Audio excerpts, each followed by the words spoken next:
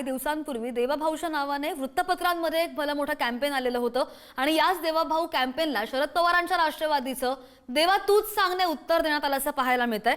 शरद पवारांच्या राष्ट्रवादीची नाशिकमधील विविध दैनिकांमध्ये जाहिरात सुद्धा आहे आणि देवा तूच सांग असं म्हणत मुख्यमंत्री फडणवीसांना शरद पवारांच्या राष्ट्रवादीनं सवाल उपस्थित केलाय।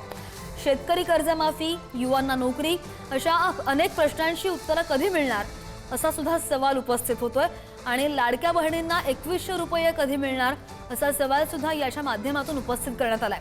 प्रश्नांची उत्तर देण्यासाठी आक्रोश मोर्चा निघणार आहे आणि याच आक्रोश मोर्चामध्ये सहभागी होण्याचं आवाहन सुद्धा करण्यात येत आहे। उद्या नाशिकमध्ये शरद पवारांच्या राष्ट्रवादीचा आक्रोश मोर्चा निघतोय।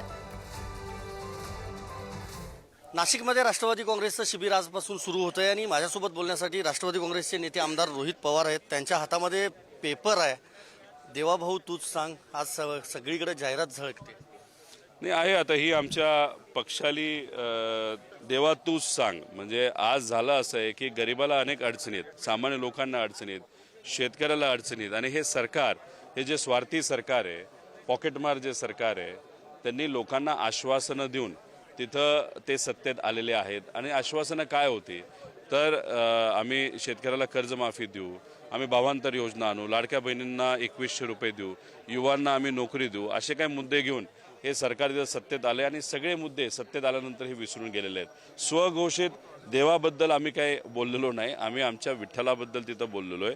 आणि सगळ्यात महत्त्वाचं हे देवा हे विठ्ठल आहे, विठ्ठल आहे, बाकी कोणी मुख्यमंत्री नाही। नाही नाही नाही नाही, स्वघोषित व्यक्तीला आम्ही कधी काय बोलणार नाही। शिबिर 1 दिवसाचं झाल्यानंतर पवार साहेबांचे आदेश आहेत, दुसऱ्या दिवशी म्हणजे उद्या आपल्याला लगेच रस्त्यावर लोकांच्या हितासाठी उतरायचंय।